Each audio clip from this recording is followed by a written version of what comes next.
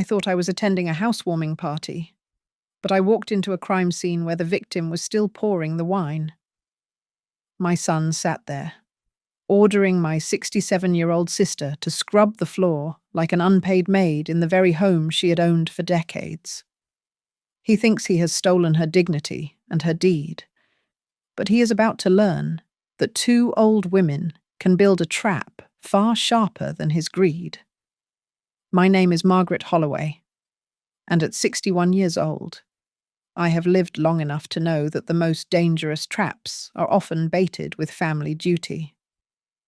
I was standing in front of my modest cottage in the quiet town of Riverton, Northwood, watering the hydrangeas that were beginning to wilt in the late afternoon sun, when my phone buzzed against my hip. It was my son, Daniel. A call from him usually meant he needed something, but today his voice was bright, almost manic. He invited me to a housewarming party at his new place, a purchase he claimed was only possible because of my sister. "It is great, Mom," Daniel said, his voice crackling with self-satisfaction through the speaker. "Aunt Irene cooks. She cleans. It is like having a built-in house-sitter who never leaves." A cold prickle of unease ran down my spine, dampening the joy I should have felt at his success. I tried to shake it off as I drove to the address he had texted, but when I pulled up to the curb, the unease turned into a hard knot in my stomach. This was not a new house. This was the Victorian heritage home my sister, Irene Caldwell, had owned for 40 years. The only difference was the trendy grey paint slapping over the historic brick and the removal of her beloved trellis. Daniel met me at the door, beaming, gesturing to the structure, as if he had built it with his own hands rather than simply acquiring it. Inside, the air smelled of expensive cologne and roast chicken. The layout was familiar, yet stripped of its soul.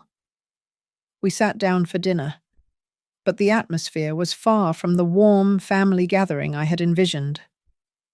"Aunt Irene, wipe this table down for me. It is wet." Daniel's voice boomed from the head of the table. It was not a request. It was a command, the kind a rude patron barks at a waiter. My sister, 67 years old and looking as fragile as dried parchment, did not argue. She did not scold him as she would have 20 years ago. Instead, she silently grabbed a cloth and hurriedly wiped the wood, a fixed, brittle smile plastered on her face. I watched her, my heart hammering against my ribs.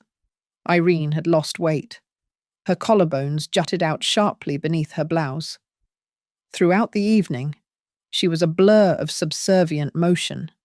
She carried heavy trays, picked up the toys my grandchildren threw on the floor, and gave up her seat the moment a guest needed one. Meanwhile, Daniel and his wife, Lena, sat comfortably on the sofa, their legs crossed, scrolling through their phones as if they were royalty holding court. "That's enough wine." "Irene," Lena said without looking up from her screen, holding out her glass for a refill. Then she turned to me, her voice dripping with a casual cruelty that made my blood run cold. "We are so lucky. Having Aunt Irene, who loves to clean, saves us a fortune on hiring a maid, and we have a free babysitter whenever we want to go out." The horror of it settled over me. This was not a living arrangement based on mutual support. It was systemic exploitation. Later, I cornered Irene in the kitchen under the pretense of helping with the dishes. As she scrubbed a roasting pan, I saw her hands were red, the skin cracked and bleeding around the knuckles. She moved with a stiffness that spoke of chronic back pain. "Irene," I whispered, touching her arm. She flinched, then offered that same hollow smile. "Living together is fun. They are so busy. You know, I just help where I can." Her voice trailed off, and for a second, the mask slipped. Her eyes, rimmed with red, filled with tears. "You are the only one who talks to me like an adult, Maggie." The final blow came as I was preparing to leave. Daniel stood by the door, jingling a heavy set of keys. He pressed them into Irene's palm, chuckling as the metal clinked together. "Since the house is in my name now, consider yourself the head housekeeper. Auntie." He joked. Lena and the children laughed. It was a roar of amusement that filled the hallway, but I stood frozen, my hand gripping the doorknob until my knuckles turned white. He had the deed. He owned everything. I drove home in a daze. That night, sleep refused to come. In the darkness of my bedroom, the image played on a loop in my mind, my sister, the woman who had once protected me from the world, bending down to retrieve a fallen fork from under the table while my son laughed above her. The concept of an indentured servant formed clearly in my mind, terrifying and real. I knew I could not let this stand. I decided that tomorrow morning I would drive back to that house. I would tell them I was bringing homemade jam for the grandchildren. But that was a lie. I was going back to see exactly how deep this rot went. Driving back to that house the next morning with a jar of strawberry jam on the passenger seat, I felt the heavy pull of ghosts riding in the back. To understand why the sight of my sister bowing her head to my son cut me so deeply, you have to understand where we came from. We were not raised in these manicured suburbs with their homeowners associations and lawn services. We grew up in the shadow of the textile mills on the south side of Riverton, where the air always tasted of sulphur and lint. Irene was the strong one. She was always the strong one. When our parents died within 2 years of each other, leaving us with nothing but debt and a leaking roof, Irene dropped out of high school. She was 17. I was 14. "You keep your nose in those books, Maggie," she had told me, her hands already rough from the chemicals at the dye works. "One of us has to get out of here, and it is not going to be me." She worked 60 hours a week at the factory, then came home to cook, scrub the floors, and iron my school uniform. She became a half-mother, half-sister, erasing her own youth so I could have mine. I carried that debt like a stone in my pocket for 40 years. Even after I met my husband at Northbridge Manufacturing and we started our life, Irene remained the pillar that held the sky up. She never married. Instead, she went to night school to become a nurse. And when Daniel was born, she looked at him with a love so fierce it frightened me. I remember the paradox of her at the hospital, and later during the union strikes. Irene was a lioness. I once saw her stand in front of a factory gate, blocking a truck during a protest, screaming down a foreman who tried to dock the women 15 minutes of pay. She was fearless. Yet, when it came to family, and specifically when it came to Daniel, she had no armor. When my husband died in that industrial accident at the plant, my world ended. I sat in my living room for weeks, unable to move, drowning in grief and bills. It was Irene who pulled me out. She took extra shifts, destroying her own sleep schedule, to buy me a used sedan for $2,000 so I could commute to my new job at Oak Ridge Community Services. "It is just money, Maggie," she had said, brushing off my tears. "We are family. Family survives." But Daniel was different. He was a bright boy, charming and quick with a joke, but he had a way of looking for the shortcut. As a teenager, he borrowed money from Irene for books he never bought or car repairs that never happened. He always paid her back late, or not at all. I will get it to you next week. Auntie, I promise. Just waiting on a check, he would say with that winning smile. And I, blinded by a mother's love, would tell myself, he is just young. He is just a little reckless. When Daniel married Lena, Irene emptied a significant portion of her life savings. She handed them a check for $10,000 at the wedding reception. For the down payment, she whispered to them, beaming with pride, "So you do not have to struggle like we did." Meanwhile, she continued to live in her drafty Victorian house, driving a car that rattled when it idled, picking up shifts well past the age most people retired. Over the years, I saw the pattern. Daniel would have a business idea, a sudden debt, or a need for a vacation, and he would go to Irene. I saw it, and I looked away. I told myself she enjoyed being needed. I told myself she had no one else. But the memory of Irene standing firm against that factory truck haunted me now. How did that woman, the woman who fought for every dime her fellow workers earned, become the woman I saw last night? The contrast was sickening.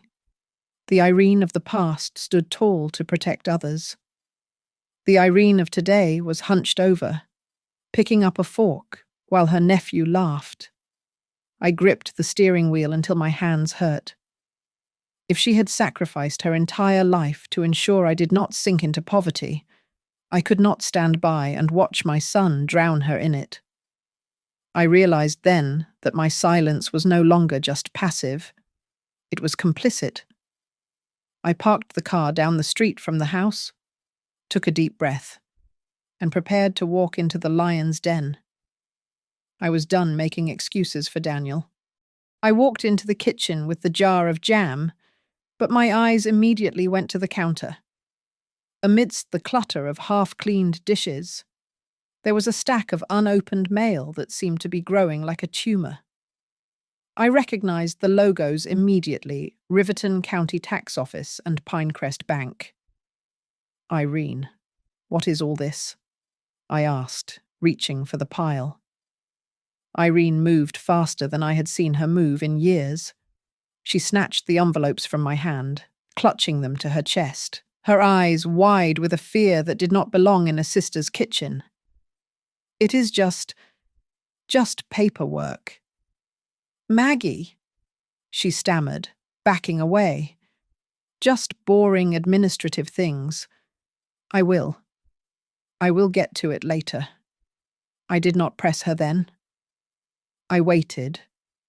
I waited until the exhaustion of scrubbing floors for my son and his wife finally caught up with her.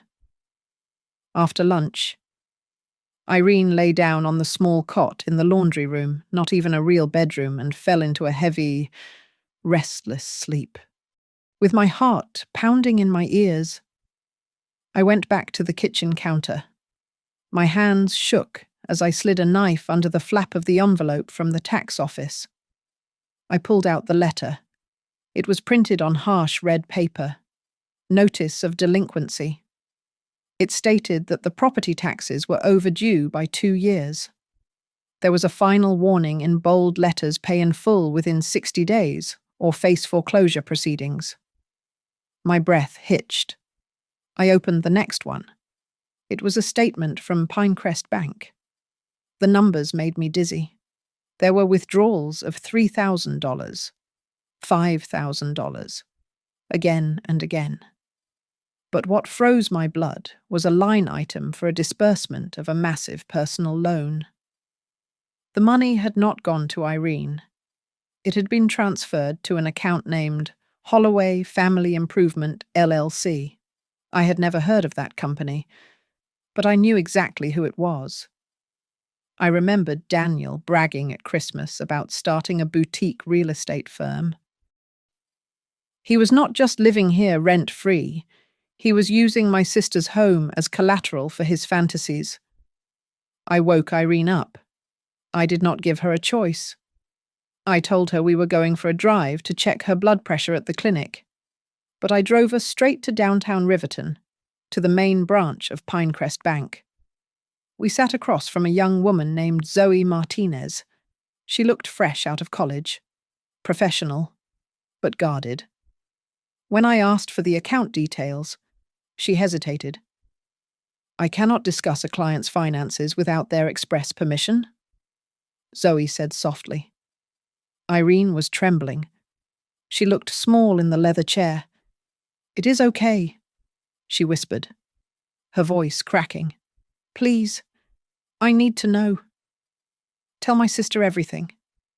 Zoe typed on her keyboard, her expression shifting from polite interest to concern.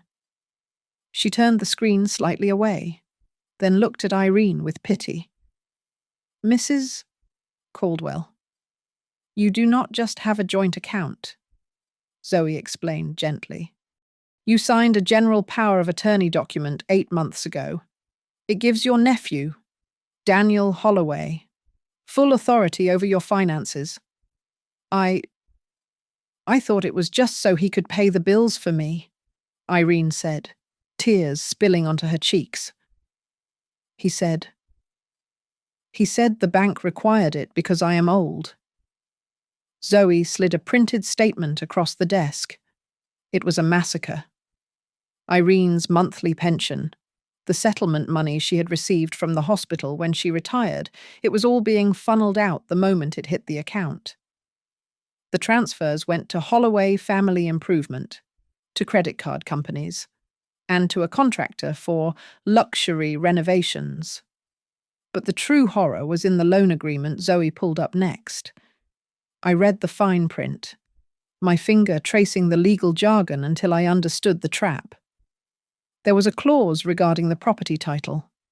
It stated that if the primary borrower, Irene, was deemed mentally incapacitated or admitted to a long-term care facility, full executive control of the asset would transfer immediately and irrevocably to the power of attorney holder. Daniel was not just stealing. He was waiting. He was waiting for her to break so he could legally take the last thing she owned. We walked out of the bank into the bright, blinding sunlight.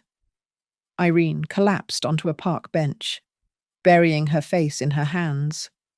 He told me it was standard procedure.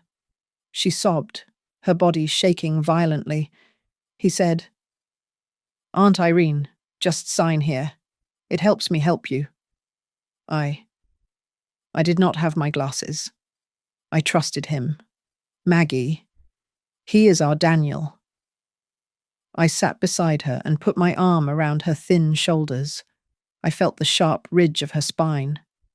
I looked at the bank across the street, then at the statue of the town founder. But I saw none of it. I only saw my son's smiling face. A cold, hard sensation began to spread through my chest.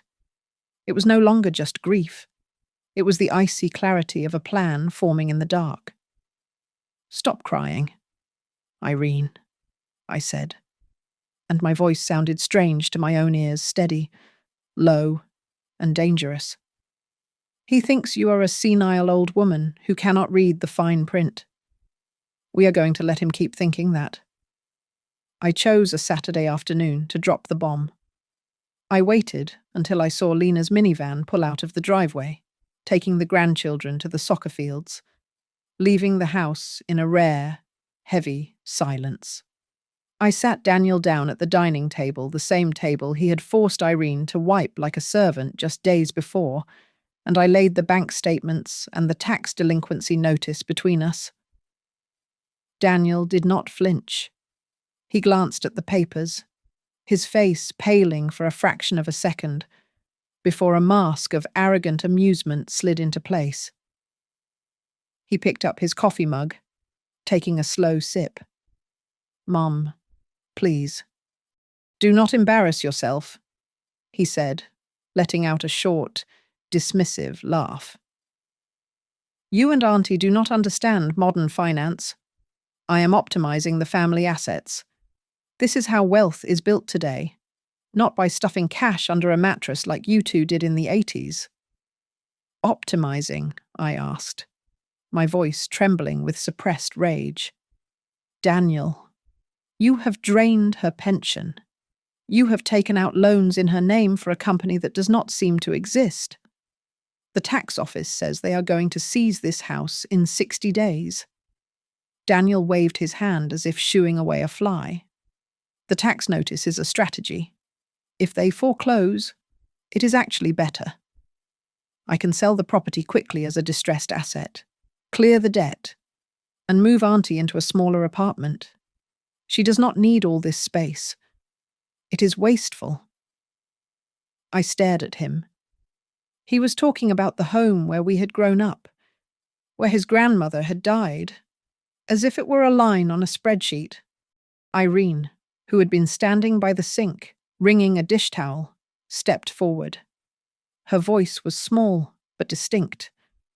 Daniel, I never agreed to sell the house. I never agreed to any loan.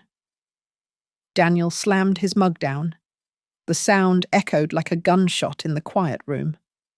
Irene, stop it, he snapped, his face twisting into a scowl. You are being stubborn and conservative. You told me just last month you were tired of the stairs. You are forgetting things. If I let you handle your own money, some scammer would call you on the phone and you would wire them your life savings in 10 minutes. I am protecting you from yourself. I am not senile. Daniel, Irene whispered, clutching the counter for support. Aren't you? Daniel's voice dropped to a low, menacing register. He reached into his briefcase and pulled out a crisp, single sheet of paper. He slid it across the table toward me. Because I have documentation that says otherwise. I picked it up. It was a cognitive assessment report signed by a neurologist I had never heard of. It claimed Irene Caldwell was suffering from mild to moderate cognitive decline and executive function impairment.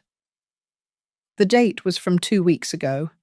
Irene had been home with the flu 2 weeks ago. She had never seen a doctor. This is fake, I said, looking him in the eye. You never took her to a neurologist. If you and Auntie continue to cause trouble and disrupt my work, Daniel said, leaning forward, his eyes cold and dead, I will be forced to submit this to the court. I have enough evidence to put her in a long-term care facility for her own safety. Do not test me. Mom?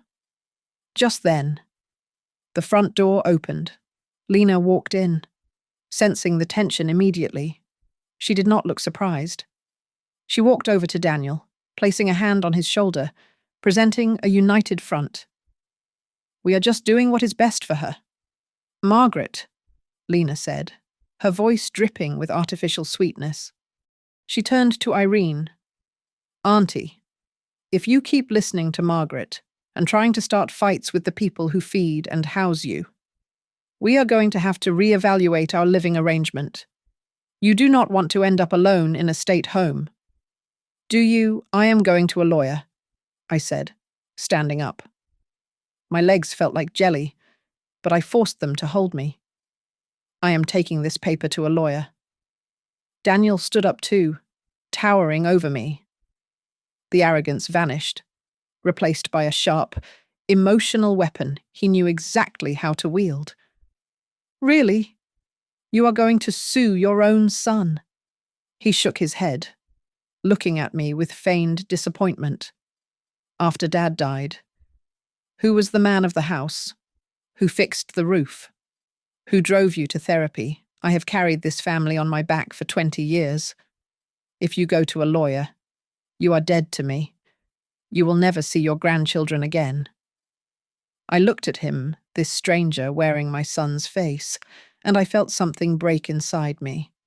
I grabbed Irene's hand, squeezed it once to tell her to hold on, and walked out the door. I could not breathe in that house anymore. As I pulled out of the driveway, my phone buzzed. It was a text from Daniel. If you truly love me, Let me handle this. Do not let outsiders into family business. That night, I sat alone at my kitchen table. I spread out the bank statements, the tax notice, and the copy of the fake medical report I had managed to swipe. The silence of my own house felt heavy. I realized that Daniel was banking on my shame. He was counting on the fact that I would rather be robbed than humiliated publicly. But as I looked at the jagged signature on that fake doctor's note, I knew the truth. If I kept this family business behind closed doors, Irene would lose everything. And eventually, so would I. Walking into the Harbour Light Legal Clinic felt like walking into a confessional booth, except instead of a priest. I was looking for a lawyer, and instead of sins, I was carrying a plastic bag full of stolen bank statements. For 61 years, I had lived by the code that you keep your dirt inside the house. Crossing that threshold meant admitting that my son was not just a disappointment, but a predator. I was directed to a small office at the back, where I met Naomi Clark. She was younger than I expected, with an unruly mop of curly hair and eyes that seemed to sharpen the moment they landed on the paperwork.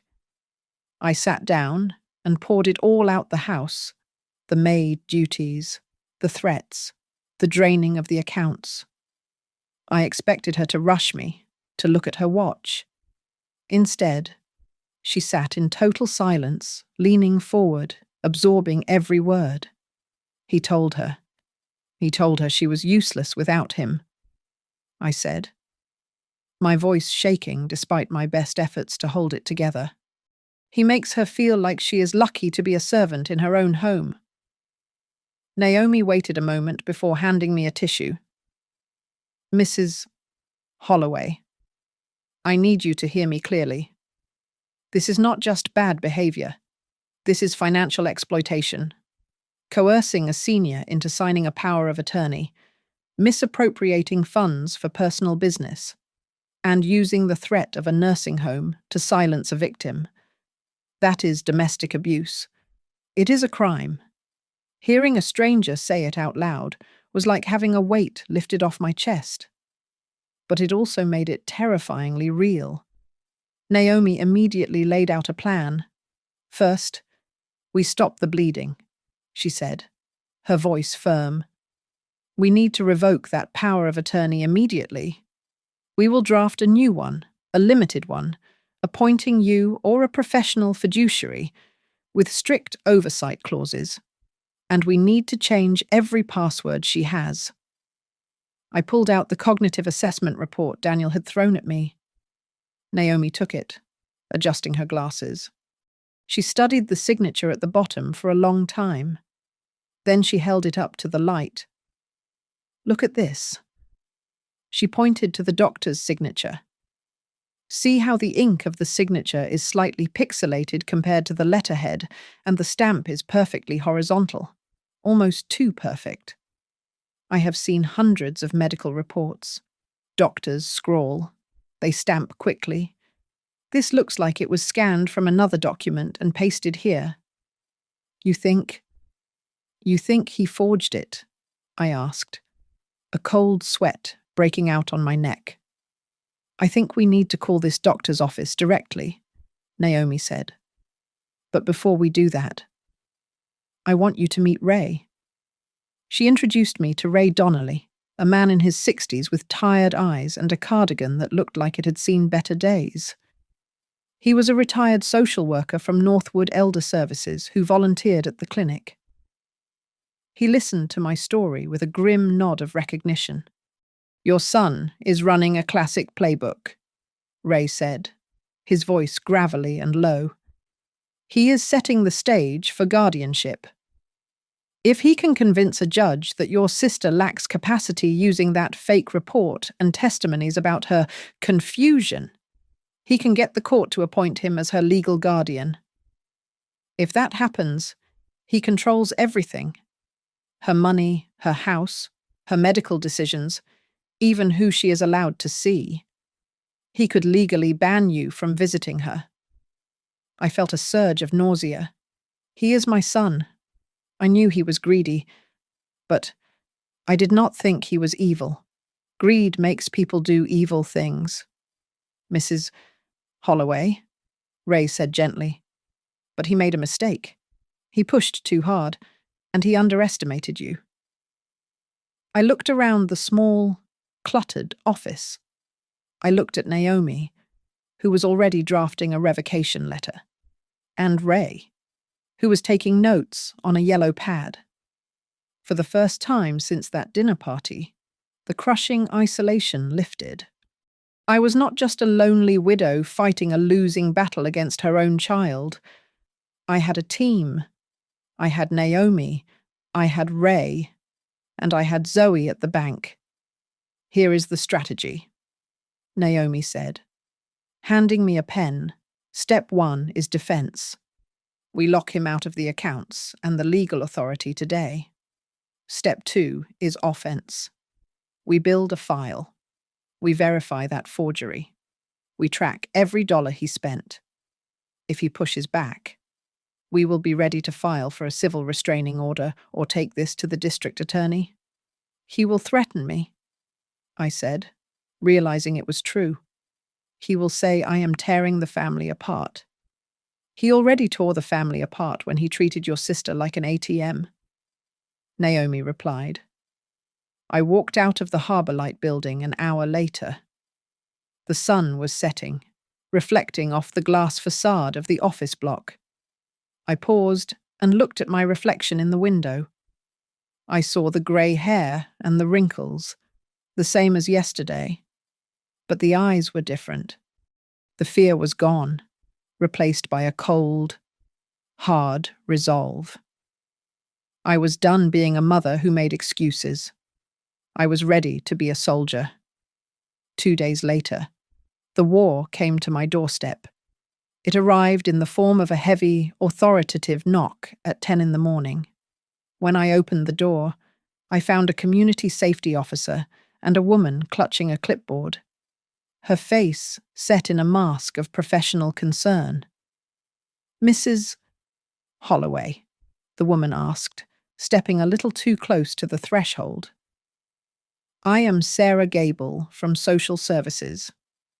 We received an anonymous report stating that you have been wandering the neighborhood in a confused state and leaving your gas stove unattended.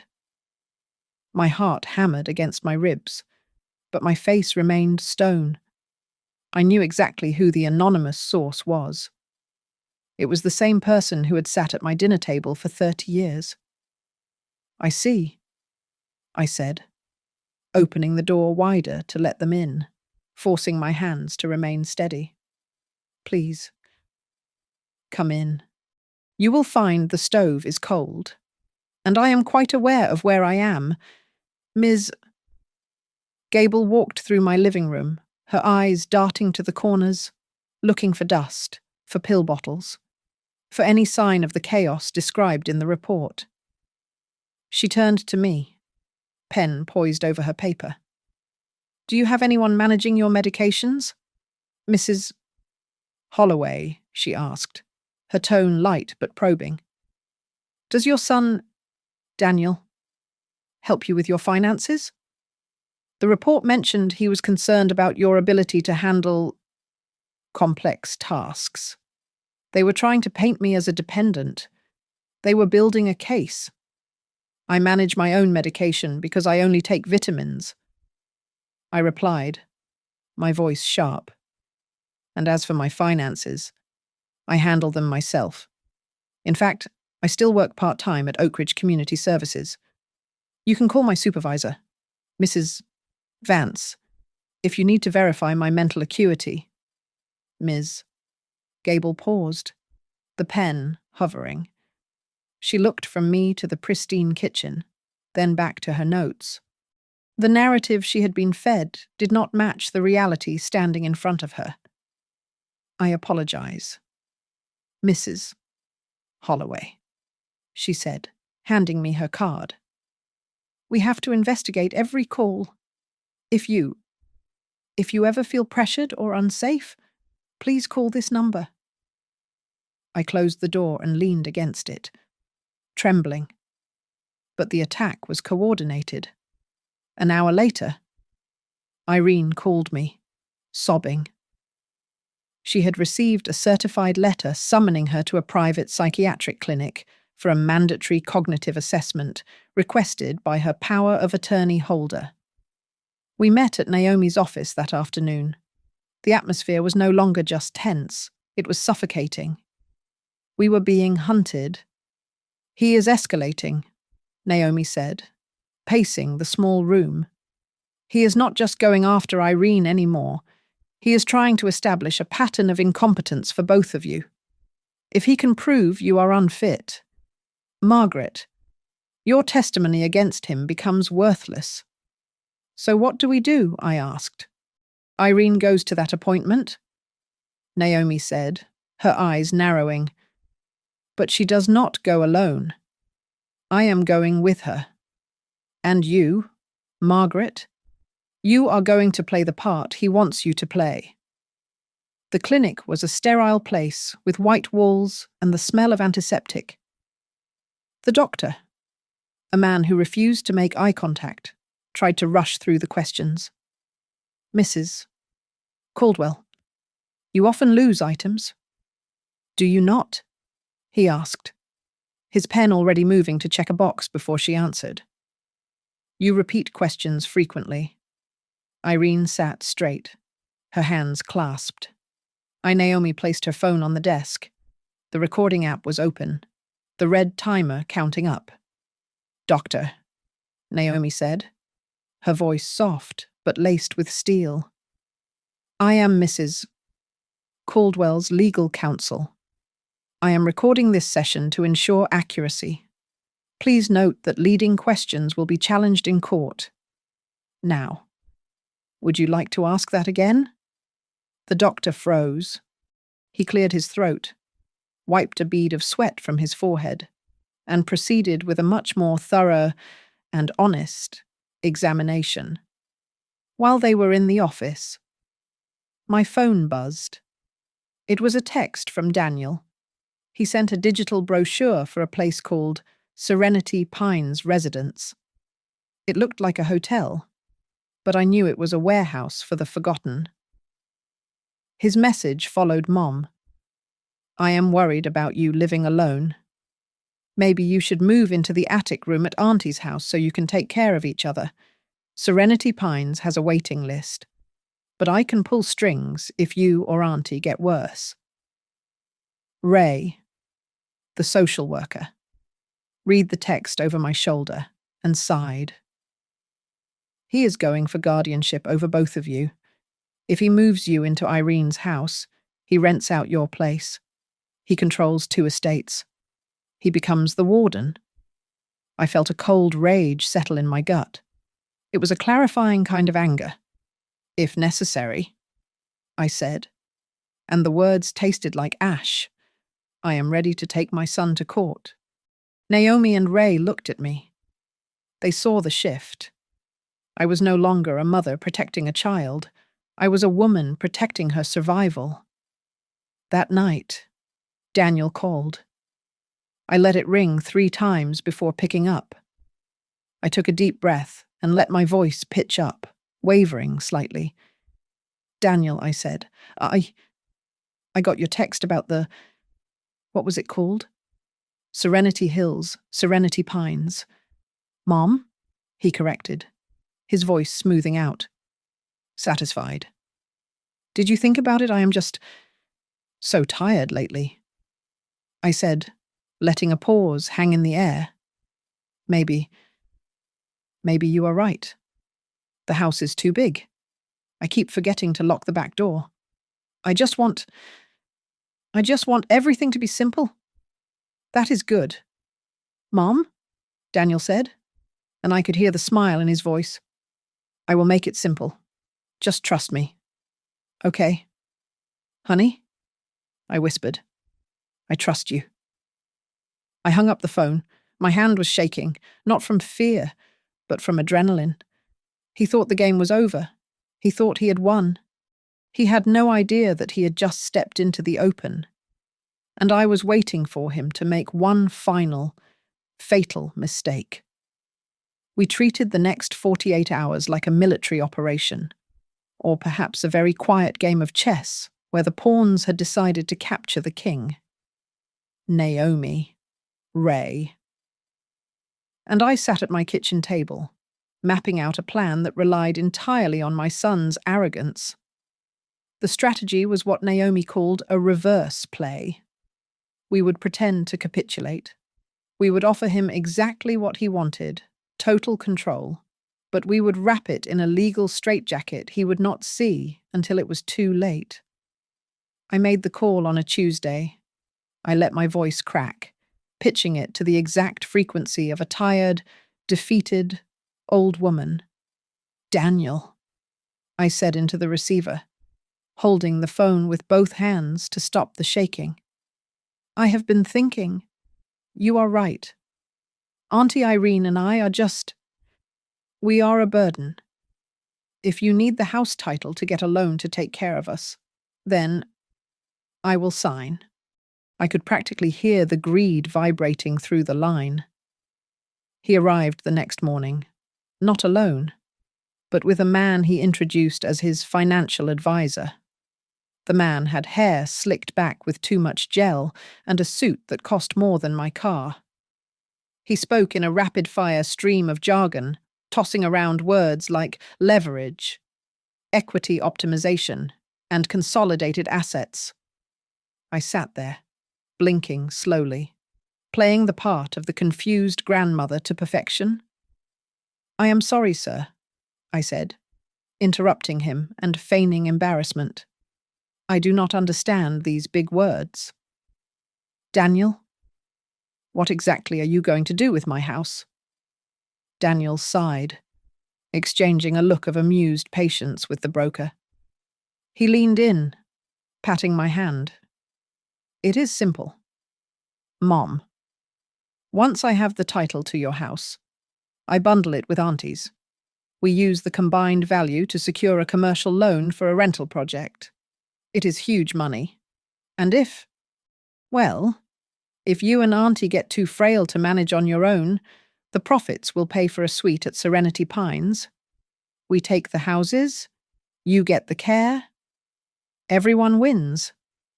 Naomi, who was sitting in the corner with a laptop, supposedly just there to notarize the signatures, adjusted her glasses. Her phone was face down on the table, recording every syllable. We had him on tape admitting that the transfer was conditional on our care and that he intended to risk both homes on a speculative commercial venture. "Okay," I whispered, looking down at the table. "As long as you promise we will be taken care of." "I promise," Daniel said, and he did not even blink. The moment of the signature was the linchpin.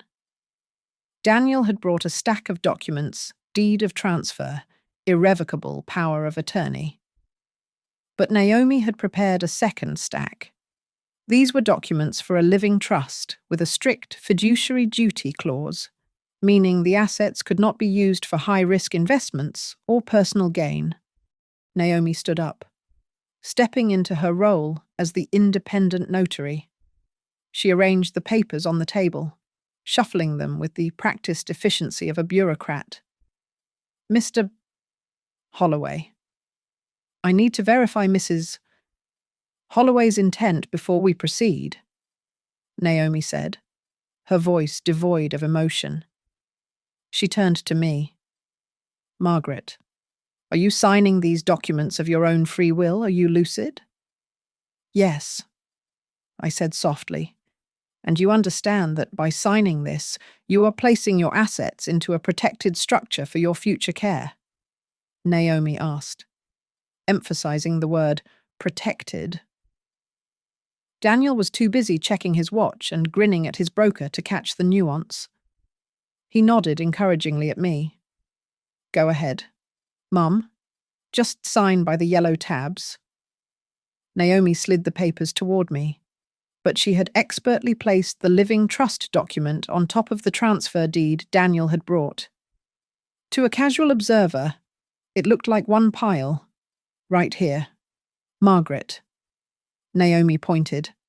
My pen hovered over the paper. For a split second, I looked at Daniel. He was already texting someone. Probably Lena. He did not care what I was signing. He only cared that he had won. I signed. I signed the document that locked my house and eventually Irene's into a trust that Daniel could manage, but never own, never sell, and never leverage without the approval of an independent trustee. I was not giving him the house. I was giving him a job as a property manager with no salary. Done, Naomi said, snapping the folder shut before Daniel could reach for it. I will take these to the county clerk's office to file them immediately. Standard procedure for notarized deeds. Great, Daniel said, standing up and buttoning his jacket. He looked at me, and for a moment, I thought he might hug me. Instead, he just squeezed my shoulder. You made the right choice, Mom. You will not regret this. He walked out with his broker, laughing as they went down the front walk. My phone buzzed a minute later. It was a text from Daniel to Lena, which he must have accidentally sent to our family group chat instead. It is done. Mum's house is in the bag. Champagne tonight. As soon as his car turned the corner, the energy in the room collapsed. I slumped back in my chair. Irene, who had been hiding in the kitchen listening to everything, came out. She looked at me, her eyes wide and wet. We did it, she asked, her voice trembling. We did it, I said. We hugged each other in the middle of the kitchen. It was not a hug of celebration. We clung to each other like two survivors of a shipwreck. We were crying because we had just tricked my son. But we were also crying because he had left us no other choice. In that embrace, the shame of being victims evaporated, replaced by the grim solidarity of accomplices. Naomi packed up her laptop. She looked at us, her expression softening. I am filing the restrictions on the property titles within the hour, she said. By the time he tries to use the house as collateral tomorrow morning, the bank will flag it. And tonight, I am emailing you the drafts for the restraining order and the report to the district attorney regarding the elder abuse. Later that evening, I received an email from Naomi. The subject line was simply, "Next steps." The body of the email read, "We file for the emergency asset protection order tomorrow. You have done the hardest part.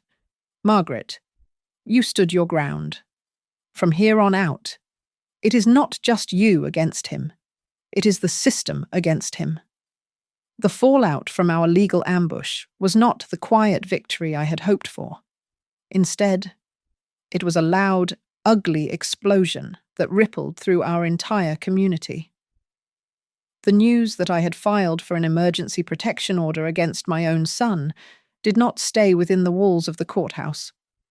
It leaked into the pews of our church and the aisles of the grocery store. My phone rang constantly.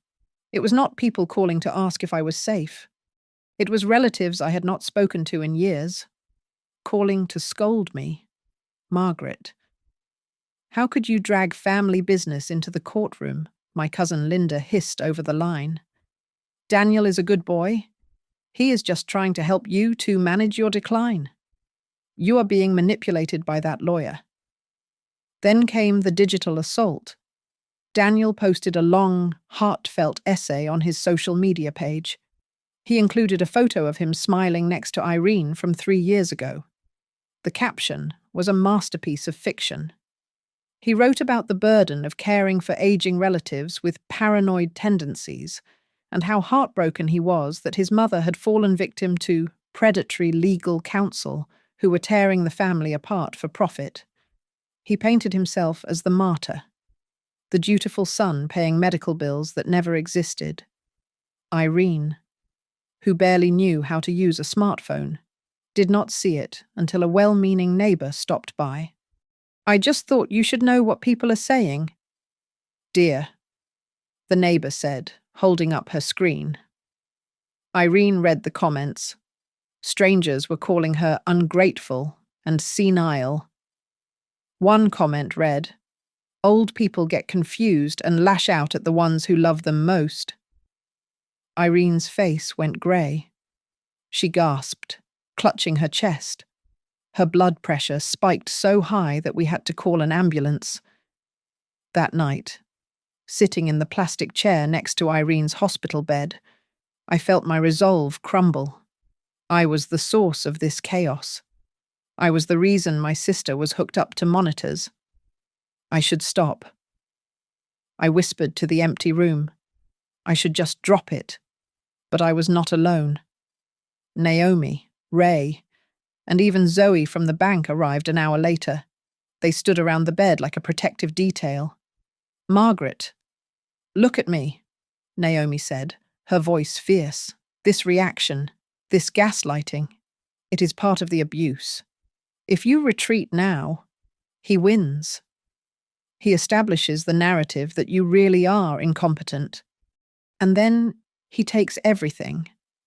While we sat in that hospital room, the wheels of real justice were finally turning. The district attorney's office had opened a formal investigation. They summoned the neurologist, whose name was on that cognitive assessment report.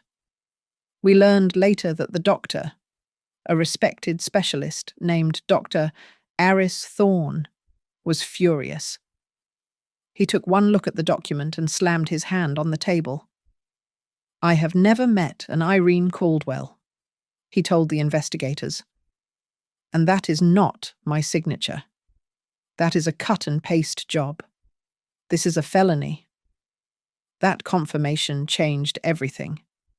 It shifted the ground beneath Daniel's feet. It was no longer a messy civil dispute. It was a criminal investigation involving forgery and fraud. Daniel must have felt the walls closing in. 2 nights after Irene was discharged, a storm battered Riverton. The rain was coming down in sheets when I heard a heavy pounding on my front door. I checked the peephole. It was Daniel. He was soaked to the bone, his hair plastered to his forehead, and his eyes were glassy. He was drunk. "Mum," he shouted, his voice slurring. "Mum." "Open the door, we need to talk." I kept the chain on and opened the door 2 inches. The smell of whiskey and rain wafted in. "Go home." "Daniel?" I said, my voice steady despite the trembling of my hands. "Mum, please. Drop the lawsuit," he begged, leaning his forehead against the doorframe. "You are ruining me. The bank froze my accounts. Lena is taking the kids to her mother's. Please. Mom, I am your son. You should have thought of that before you forged a doctor's note to put your aunt in an asylum," I said. Daniel's expression shifted instantly.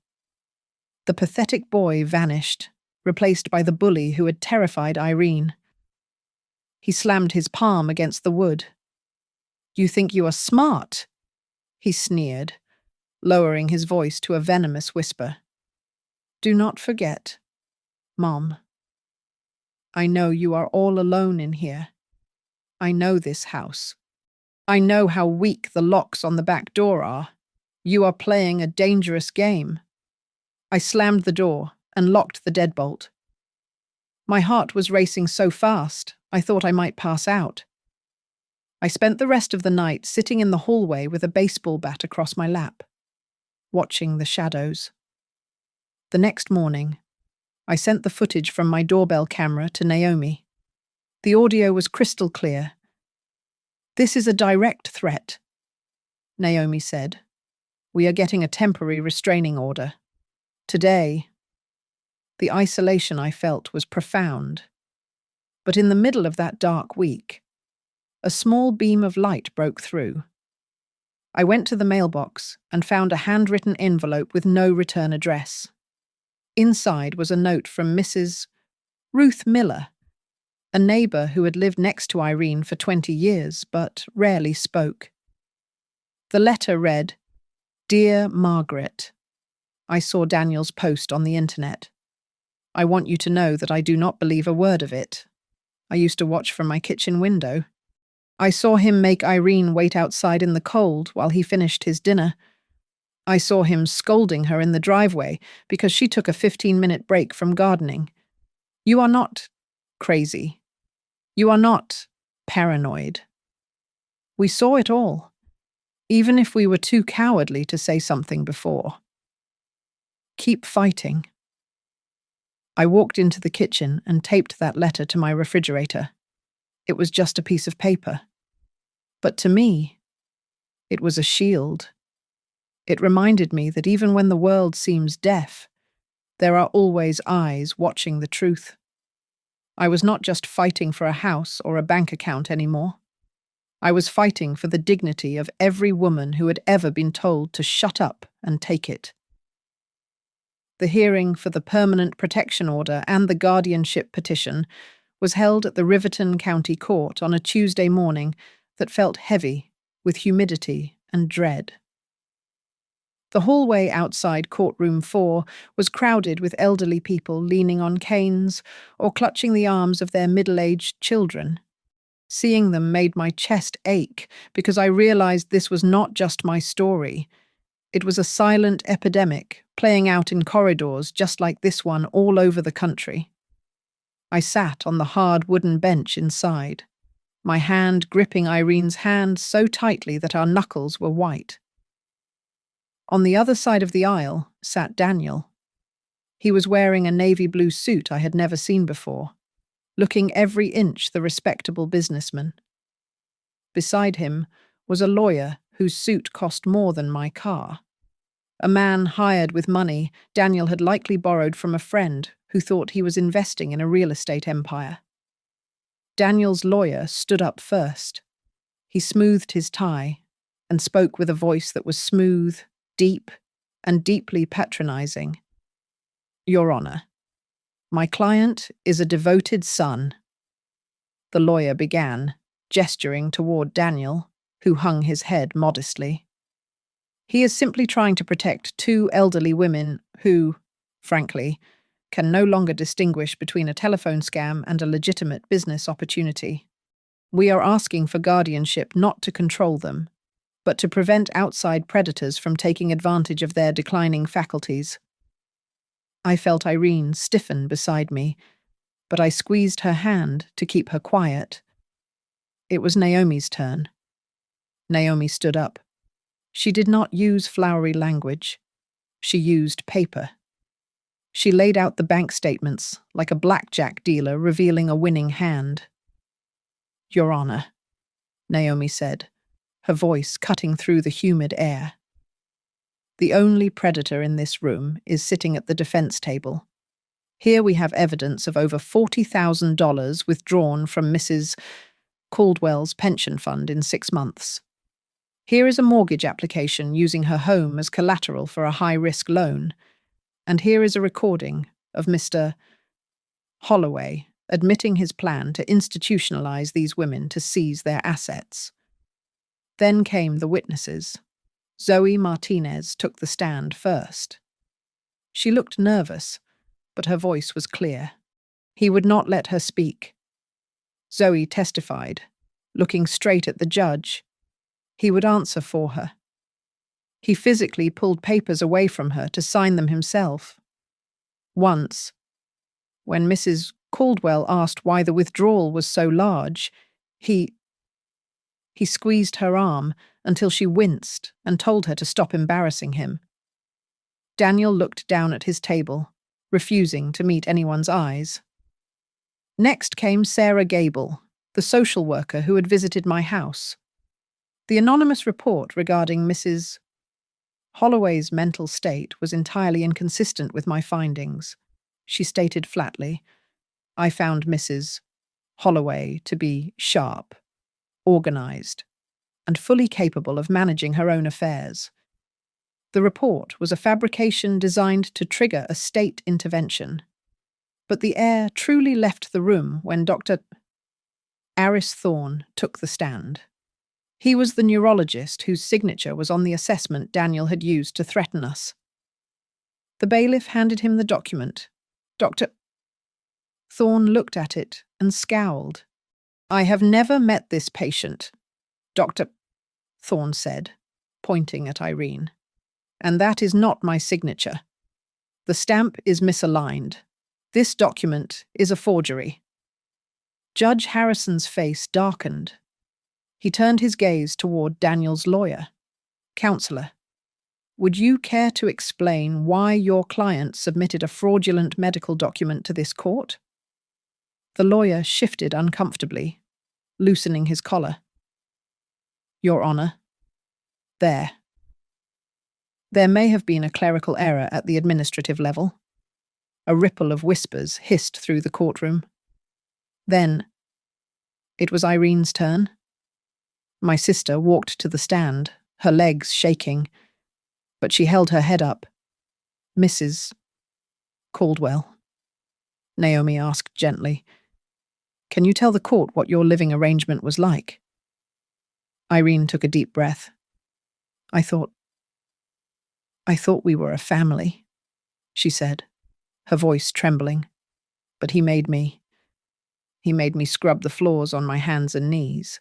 If I missed a spot, he would yell. He told me, 'If you do not make yourself useful, I will put you in a home.'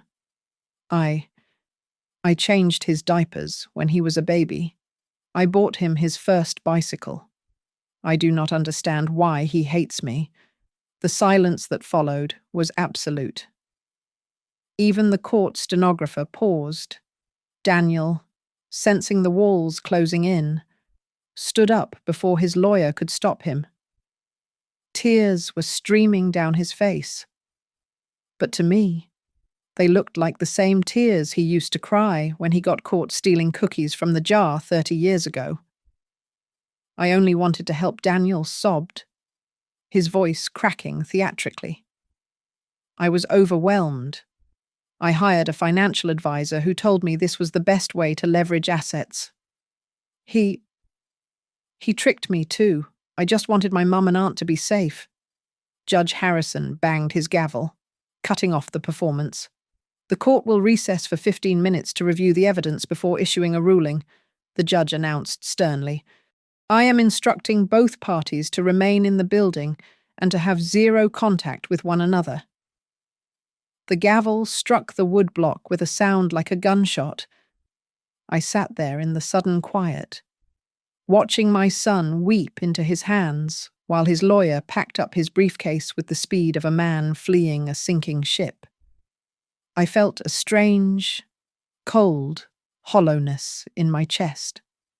My life, my sister's dignity, and the fate of the boy I had raised were all hanging in the air, waiting for the judge to return and let the hammer fall. Judge Harrison returned to the bench with a face carved from stone. The courtroom fell into a silence so deep I could hear the hum of the air conditioning vents overhead. The court finds no clear and convincing evidence that Ms. Holloway or Ms. Caldwell lack capacity, the judge announced, his voice booming. Conversely, the court finds substantial evidence of undue influence, breach of fiduciary duty, and potential fraud regarding the medical documentation submitted by the petitioner. I felt Irene's grip on my hand tighten until it was painful. We held our breath. The petition for guardianship is denied with prejudice. The judge continued, "I am granting the motion to place the properties into an irrevocable trust managed by Sterling Trust Services, an independent fiduciary. Mr. Holloway is hereby removed from all financial authority effective immediately. Furthermore, I am issuing a 3-year restraining order preventing Mr. Holloway from approaching the protected persons or their residences." He paused, looking directly at Daniel. "Finally, I am forwarding the case file, specifically the evidence regarding the forged medical report, to the district attorney's office for review regarding criminal charges. Daniel sat frozen, his skin the color of old ash. He looked toward the back of the room for support, but Lena was already standing up. She didn't look at him. She walked quietly to the prosecutor's table, whispered something briefly to the assistant district attorney, perhaps offering cooperation to save herself, and then turned her back. She walked out of the courtroom without a backward glance. Daniel was completely alone. After the session adjourned, Daniel tried to intercept us in the hallway. 2 bailiffs stepped forward, but I held up a hand. "It is okay," I told them. "I will give him 2 minutes." Outside. We stood in the concrete courtyard in front of the courthouse. It was crowded with lawyers and clerks, a safe, public place under the watchful eye of the security cameras. Daniel looked wrecked. The arrogance was gone, replaced by a desperate, frantic energy. "Mom, listen."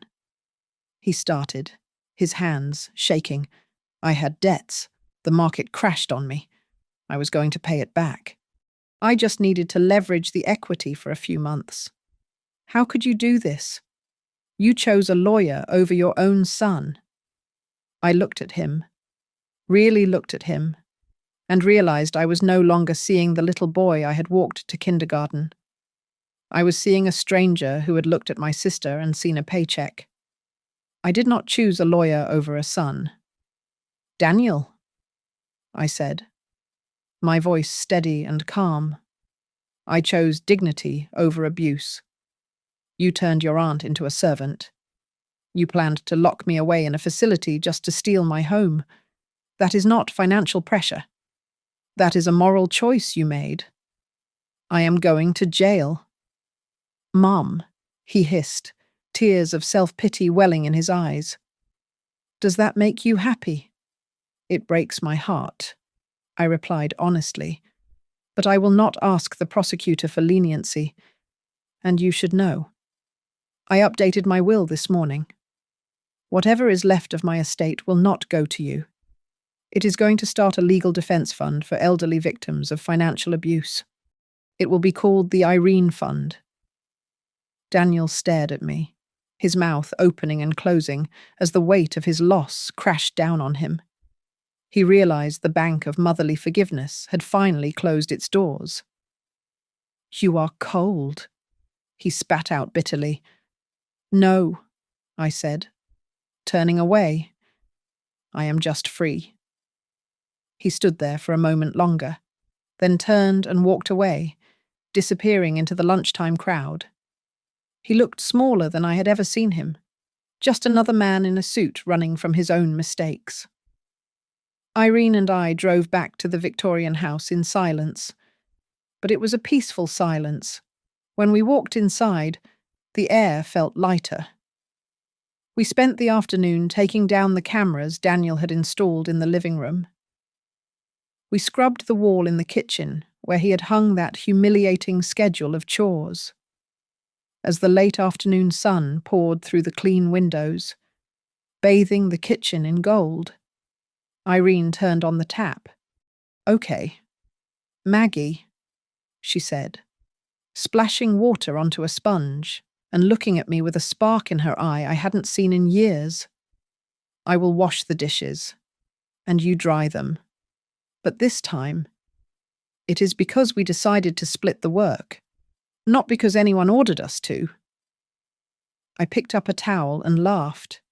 It was a deep, full sound that came from my belly, unburdened by guilt or fear. We stood there, 2 old women in a quiet house, washing dishes as the sun went down, finally living for ourselves. Thank you so much for listening to my story. I would love to know where you are tuning in from. So please leave a comment below, telling me your city or country. It is always amazing to see how far these stories travel. If you enjoyed this video, please consider subscribing to Grandma's Family Diary. hitting that like button, and pressing the hype button to help this story reach even more people who might need to hear it. Stay safe and take care of each other.